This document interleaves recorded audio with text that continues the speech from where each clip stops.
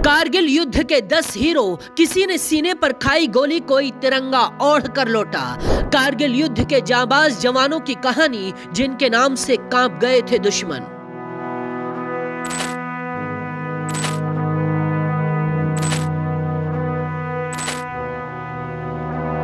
कारगिल विजय दिवस, जिसे याद कर शहादत पर आंखें नम हो जाती हैं, शौर्य पर गर्व से सीना चौड़ा हो जाता है।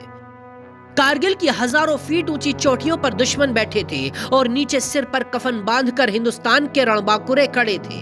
माइनस तापमान के बावजूद जख्मी होते रहे, गोलियां खाते रहे, लेकिन पीछे नहीं हटे और अंत में दुनिया की सबसे ऊंची चोटी पर पहुंचकर दुश्मन के सीने को छलनी कर दिया। आज हम आपको इसी अदम्य साहस और विजय की कहानी के 10 नायकों से मिलाएंगे, जिन्होंने कारगिल की चोटियों पर विजय का तिरंगा लहराया था।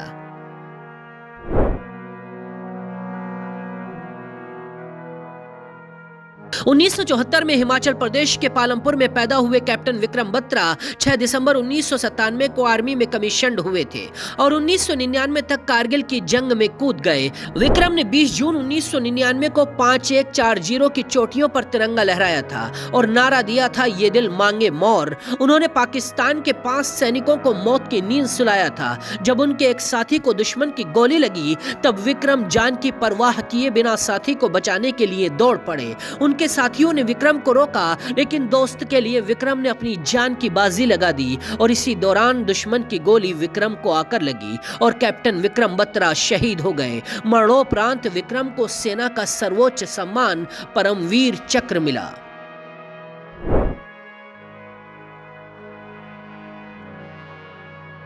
यूपी के सीतापुर के मनोज 1997 में इंडियन आर्मी में भर्ती हुए थे। एक इंटरव्यू में जब मनोज से पूछा गया कि वो सेना में क्यों जाना चाहते हैं, तो मनोज का जवाब था, परमवीर चक्र जीतने के लिए। वो अपने दोस्तों से कहते थे, अगर मेरे फर्ज के रास्ते में मौत रोड़ा बनी तो कसम से मैं मौत को भी मार दूंगा। उनकी टीम को दुश्मन सैनिकों को खदेड़ने का काम सौंपा गया था। खून से लथपथ होने के बाद भी मनोज ने कई चोटियों को जीतने में अहम भूमिका निभाई थी। उन्हें मरणोपरांत परमवीर चक्र मिला, जो सेना का सर्वोच्च सम्मान होता है।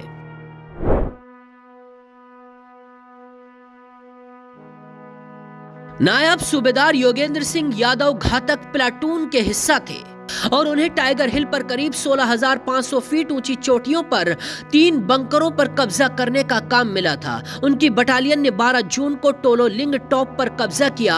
योगेंद्र को 15 से ज्यादा गोलियां लगी थी। दुश्मन को लगा कि वो मर चुके हैं, लेकिन जैसे ही दुश्मन उनके पास पहुंचे, योगेंद्र ने अपनी जेब से ग्रेनेड निकाला और दुश्मन की तरफ उछाल दिया। योगेंद्र को उनकी वीरता के लिए परमवीर चक्र से सम्मानित किया गया। वो देश के सबसे कम उम्र के परमवीर चक्र विजेता हैं।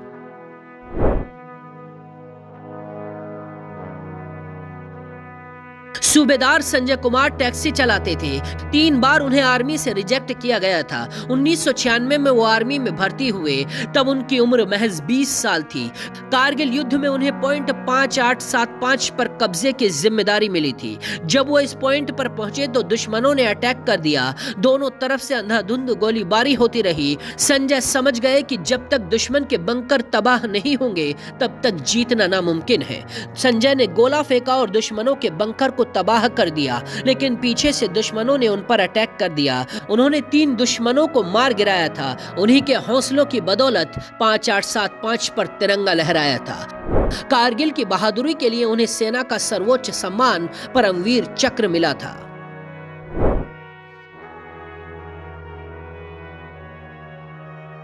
कैप्टन अनुज नैयर को कारगिल युद्ध में पॉइंट 4875 से दुश्मनों को खदेड़ने की जिम्मेदारी मिली थी। टीम की कमान कैप्टन अनुज नैयर के हाथों में ही थी। दुश्मन ऊपर थे और लगातार वार कर रहे थे। अनुज के कई साथी शहीद हो गए थे। जख्मी होने के बाद भी अनुज आगे बढ़ते रहे।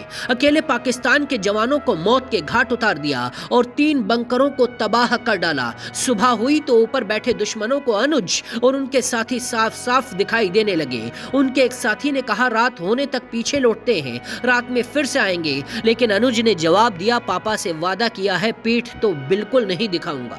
अनुज चौथे बंकर पर अटैक करने के लिए जैसे ही आगे बढ़े, उनके ऊपर एक गोला गिरा और वो शहीद हो गए। उसी दिन कुछ ही घंटों बाद पॉइंट 4875 पर तिरंगा फहराने लगा। कैप्टन अनुज को महावीर चक्र सम्मान से नवाजा गया। अनुज की सगाई हो चुकी थी। 10 सितंबर को उनकी शादी होने वाली थी। युद्ध के लिए जाते वक्त उन्होंने सगाई वाली अंगूठी अपने ऑफिसर को यह कहते हुए दी थी कि किसी भी कीमत पर यह दुश्मन के हाथ नहीं लगनी चाहिए।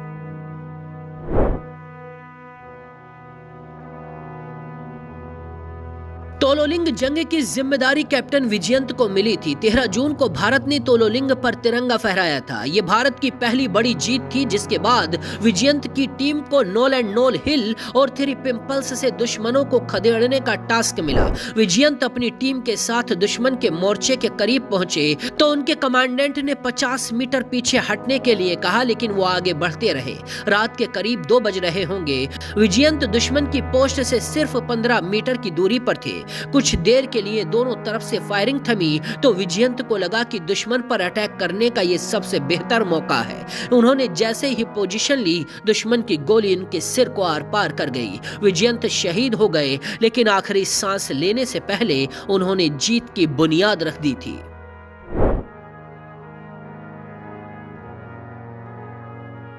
कारगिल युद्ध के दौरान राजपुताना राइफल्स रेजिमेंट के जवान हवालदार सुल्तान सिंह नरवारिया की शहादत को भी भुलाया नहीं जा सकता। कारगिल युद्ध जब शुरू हुआ था तो सुल्तान छुट्टी पर घर आए हुए थे। जब उन्हें युद्ध की जानकारी मिली तो वो भिंड से रवाना हो गए। वो ऑपरेशन विजय का हिस्सा थे।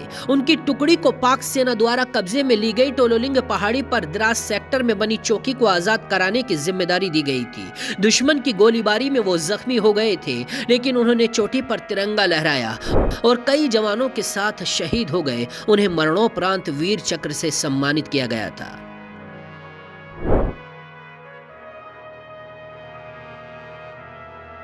नायक दिगेंद्र कुमार साल 1985 में 2 राजपुताना राइफल्स में भर्ती हुए। 1999 में कारगिल युद्ध में शामिल हो गए। शुरुआत तोलोलिंग पर चढ़ाई से हुई थी। दोनों तरफ से अंधाधुंध गोलीबारी हो रही थी। हमारे 7 जवान शहीद हो गए थे। 6 गोलियां दिगेंद्र को भी लगी थी। दिगेंद्र जान की परवाह किए बिना आगे बढ़ते रहे। अकेले पाकिस्तान के 18 बंकरों को तबाह कर दिया। ग्रेनेड लिए दिगेंद्र आगे बढ़ रहे थे कि तभी अचानक उनके सामने पाकिस्तानी सेना के मेजर अनवर खान आ गए। दोनों फेस टू फेस आमने सामने खड़े थे, लेकिन इस मुकाबले में दिगेंद्र ने अनवर को हरा दिया और 13 जून 1999 को तोलोलिंग की पहाड़ी पर झंडा फहराने में अहम भूमिका निभाई। दिगेंद्र को महावीर चक्र से नवाजा गया था।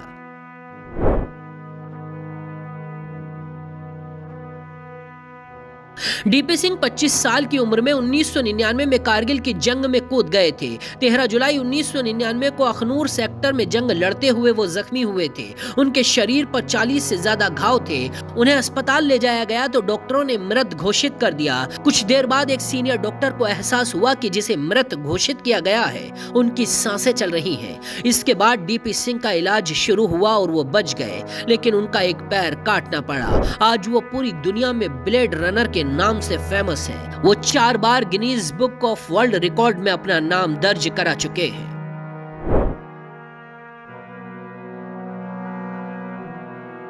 मेजर विवेक गुप्ता भी कारगिल युद्ध में उन जवानों में शामिल थे जिन्होंने दुश्मनों के दांत खट्टे कर दिए। उन्होंने टोलोलिंग टॉप पर दुश्मनों को खदेड़ने में अहम रोल अदा किया था। कई गोलियां लगने के बावजूद भी वो अपने मिशन पर आगे बढ़ते रहे। जख्मों के बावजूद उन्होंने दुश्मन देश के 3 सैनिकों को ढेर कर दिया था। उनके प्रेरक नेतृत्व और बहादुरी से टोलोलिंग टॉप पर कब्जा किया गया था। उन्हें मरणोपरांत देश के सैन्य सम्मान महावीर चक्र से सम्मानित किया गया था। ऐसी ही बाकी खबरों के लिए देखते रहिए जनसत्ता.com।